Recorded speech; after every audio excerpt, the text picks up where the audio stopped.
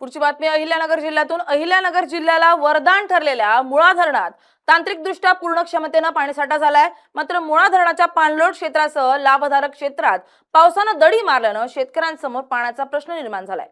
त्यामुळे शेतीसाठी कालव्यातून आवर्तन सोडण्यात आलंय.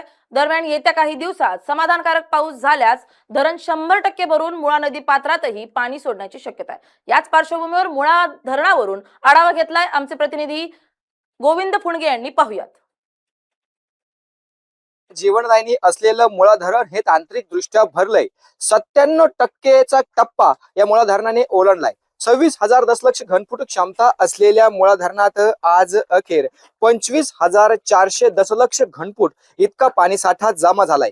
गेल्या काही दिवसापासून मुळा पाणलोट क्षेत्रामध्ये पावसाने उघडीप दिल्याने फारशी अशी आवक ह्या मुळा धरणात झालेली नसली तरी 1400 क्युसेकने मुळा धरणात जी आहे ती आवक सुरू आहे. दुसरीकडे मात्र शेतीसाठी डावा आणि उजवा कालवा सोडण्यात आलेला आहे.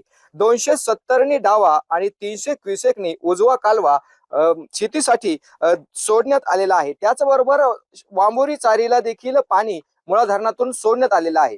गेल्या काही दिवसापासून मुळा पाणलोट क्षेत्राबरोबरच मुळा लाभधारक क्षेत्रामध्ये पावसाने उघडीप दिल्यामुळे कुठेतरी शेती पाण्याखाली आलेले आहे. त्यामुळे शेतकरी देखील चिंताजनक आहे. दुसरीकडे मात्र मुळा धरण हे तांत्रिकदृष्ट्या भरलंय. त्यामुळे शेतकऱ्यांमध्ये समाधान व्यक्त केलं जाते. मात्र लाभधारक क्षेत्रात समाधानकारक पाऊस झाल्यास मुळा धरणातून सोडण्यात आलेले कालवे बंद होतील आणि धरण 100% पूर्ण भरेल. आणि 100% धरण पूर्ण झाल्यानंतर मुळा धरणाच्या मोऱ्यामधून मुळा नदी पात्रात देखील पाणी सोडण्याची शक्यता ही मुळा पाटबंधारे विभागाकडून व्यक्त केली गेली जाते.